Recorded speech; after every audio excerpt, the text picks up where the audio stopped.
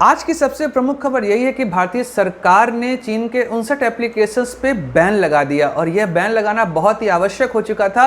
इस वीडियो में इसके विषय में बात करेंगे, साथ ही हम लोग बात करेंगे भारत और चीन के व्यापारिक संबंधों के ऊपर कितना ज़्यादा ट्रेड डेफिसिट यहाँ पर पैदा हो चुका था। साथ ही हम जानेंगे आखिर कितना इन्वेस्टमेंट चीन ने भारत में किया हुआ है। तो इस वीडियो में इन सभी के विषय में बात करेंगे। तो फिर नमस्कार दोस्तों, मैं सुधांशु, आप देख रहे हैं बेसिस की पाठशाला।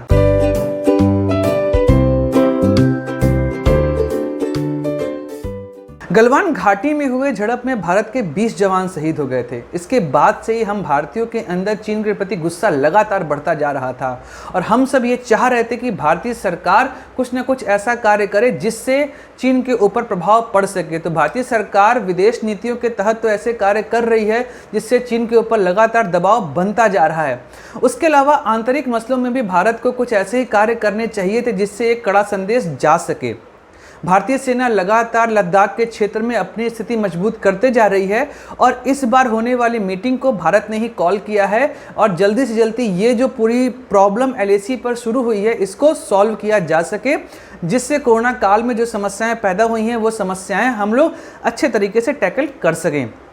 तो इसी के लिहाज से आज भारतीय सरकार ने एक बहुत ही बड़ा स्टेप उठाया, क्योंकि कई सारे चाइनीज़ एप्लीकेशन जो कि भारतीय लोगों के डेटा को लीक कर रहे थे और चाइना के गवर्नमेंट के पास इन डेटा को पहुंचा रहे थे। इसमें प्रमुख ऐप जैसे आप जानते हैं शेयरिट हो गया, जेंडर हो गया, वीगो हो गया, उसके अलावा आपका टिकटॉक हो गया, हेलो हो गया, यूसी ब्राउज़र हो गया। ये सारे एप्लीकेशन भारतीय डेटा को वहाँ पर इलीगल तरीके से ट्रेड कर रहे थे। उसके अलावा कई सारी मोबाइल कंपनियां भी इसमें पकड़ाई हैं जो भारतीयों के डेटा को वहां पर लीक करती जा रही थी। इसमें Xiaomi का नाम सबसे प्रमुखता से आता है। तो भारतीय सरकार ने 59 एप्लीकेशंस को बैन कर दिया है। ये रही उसकी लिस्ट। इन एप्लीकेशंस को आप देख लीजिए जो अब से भारत में नहीं इंस्टॉल होंगे और ये सारे एप्लीकेशंस को हटाना बहुत ही आवश्यक हो चुका था। लेकिन यहाँ पर हम लोग अब बात करेंगे, क्या केवल एप्लीकेशन डिलीट करने से या एप्लीकेशन पे रोक लगाने से सारी प्रॉब्लम सॉल्व हो जाती हैं? कई सारी ऐसी बातें हैं जिनको जानना बहुत ही आवश्यक है और वो बातें यहाँ पर हैं कि भारत में स्टार्टअप जब से शुरू हुआ है उसके बाद से चीनी इन्वेस्टमेंट बहुत ही ज़्यादा यहाँ पर हो चुका है। उसके विषय में मैं आप लोग को एक बात बताना चाहता हूँ कि फ़िलहाल भारत में 16 चीनी कंपनी जो हैं वो FPI फॉरेन पोर्टफोलियो इन्वेस्टमेंट के थ्रू भारत में रजिस्टर्ड हो चुकी हैं और साथ ही 111 कॉरपोरेट्स जो हांगकांग के थ्रू इंडिया में अपना इन्वेस्टमेंट करते हैं। ये चीज़ यहाँ पर आप समझ लीजिए कि हांगकांग से हुआ इन्वेस्टमेंट वो सारे इन्वेस्टमेंट चीनी इन्वेस्टमेंट ही माने जाते हैं। तो चाइना कभी कभी ऐसा काम भी करता है कि वह अपने थ्रू इन्वेस्टमेंट नहीं करके अगल बगल के जो क्षेत्र हैं उनके थ्रू इन्वेस्टमेंट करता है। और फॉरेन पोर्टफोलियो इन्वेस्टमेंट का मतलब ये होता है कि वो सीधे जो है वो पैसा यहाँ पर लगाएगा और ये सारा पैसा जो है वो एशियन इंफ्रास्ट्रक्चर इन्वेस्टमेंट बैंक और पीपुल्स बैंक ऑफ चाइना के रूप में यहाँ पर किया जा रहा है। अब स्टार्टअप के विषय में बात करते हैं, क्योंकि भारत में स्टार्टअप लगातार बड़ा करने की बात हो रही है और सरकार भी कहती है हम स्टार्टअप शुरू करें। लेकिन बात यह है कि स्टार्टअप शुरू करना अगर भारतीय पैसे से हो तो बहुत ही अच्छी बात है, लेकिन स्टार्टअप में चीनी पैसा बहुत ज़्यादा यहाँ पर लग रहा है। कुछ डेटा की अगर मैं यहाँ पर आपके सामने बात करूँ तो 2020 के डेटा के अकॉर्डिंग भारत में अभी तक $263 मिलियन का निवेश सिर्फ 2020 के अभी छमाही बीती है वहां तक किया जा चुका है। लेकिन उसके अलावा अगर हम लोग बात करें तो 2019 में ये आपका जो पूरा इन्वेस्टमेंट था ये $1230 मिलियन का था और 2018 में ये इन्वेस्टमेंट $1340 बिलियन का था। अगर इसको और हम लोग पीछे चलें तो 2014 में भारत में स्टार्टअप्स जो हुए थे उसमें $51 मिलियन का ही केवल निवेश हो रहा था, लेकिन यह बढ़ते बढ़ते बढ़ते 2019 में सोचिए $1230 मिलियन का हो चुका। कितना बड़ा ये जंप ले लिया है। आप बाइजूस, बिग बास्केट, पेटीएम ऐसे कई सारे एग्जाम्पल ले सकते हैं जहां पर ये सारे इन्वेस्टमेंट हुए हैं और ये इन्वेस्टमेंट इतने ज़्यादा बढ़ चुके हैं कि टोटल जो इन्वेस्टमेंट 2014 से 2019 के बीच स्टार्टअप में किया गया है वो इन्वेस्टमेंट है $5.5 बिलियन का। जस्ट इमेजिन, ये इतना बड़ा इन्वेस्टमेंट हो चुका है जिसके द्वारा हमें ये दिख रहा है कि चाइनीज कंपनी भारत में पेनिट्रेट करते जा रही हैं। वो स्टार्टअप जिनको हम अपना समझ रहे हैं, जो भारतीय देश के लोगों के द्वारा शुरू किए गए हैं, उन सभी में चाइना का पैसा लगा हुआ है। ये एक बहुत ही बड़ी बात है और ये सारे के सारे फॉरेन पोर्टफोलियो इन्वेस्टमेंट के थ्रू आ रहे हैं। मतलब पैसा वहां से यहां लग रहा है, वहां से लोग नहीं है, लोग हमारे ही काम कर रहे हैं, केवल इन सब स्टार्टअप्स में पैसा लगाते जा रहे हैं।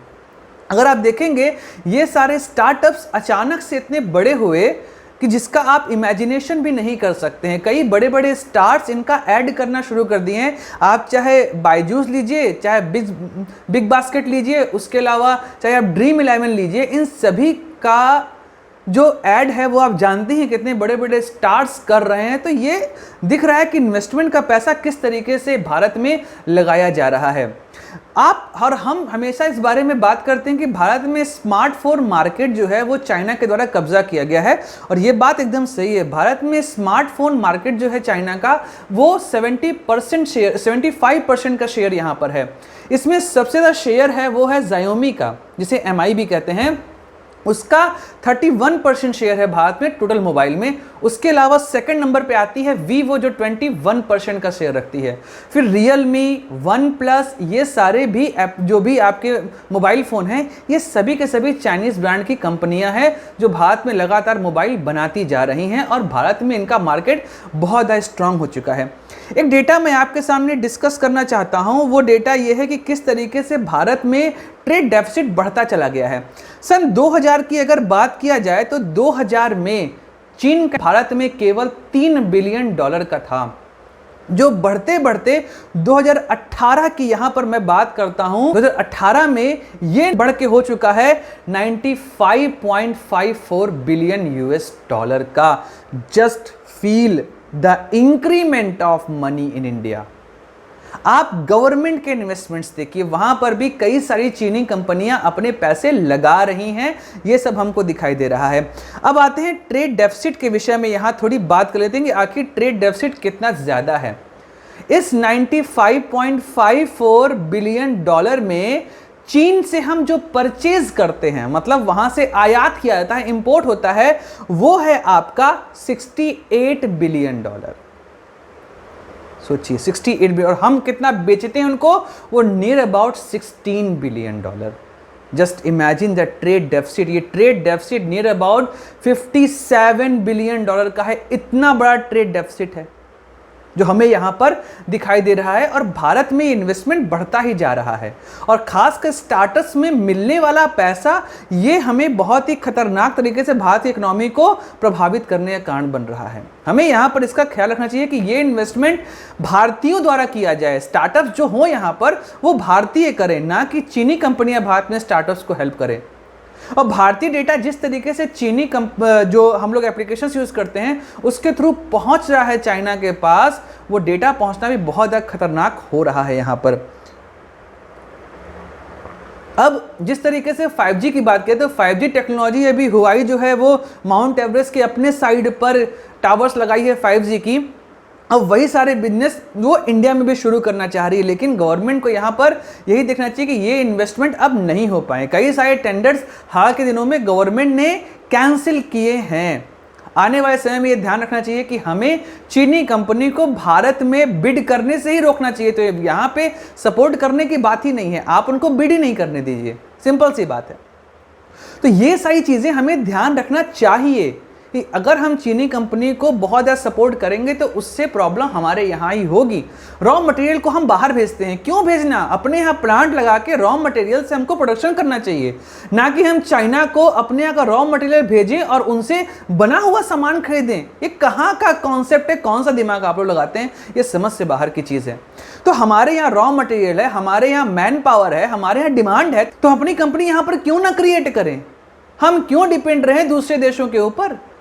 हमें यहाँ पर प्रयास करना चाहिए कि हम जितना ज़्यादा प्रोडक्शन कर सकें, जितना ज़्यादा प्रोडक्शन होगा उतनी ज़्यादा जॉब क्रिएशन होंगी, तो बेरोजगारी की समस्या भी दूर होगी। उसके अलावा भारत का पैसा भारत में रहेगा और भारत अपने आप को एक जो प्रोडक्शन क्लस्टर के फॉर्म में अपने आप को यहाँ पे डेवलप कर पाएगा।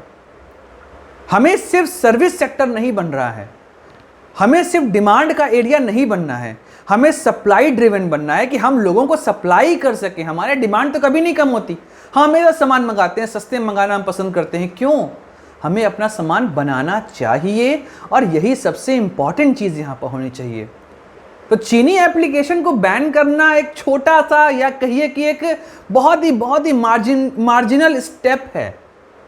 इस स्टेप को और बड़े लेवल पे ले जाना होगा।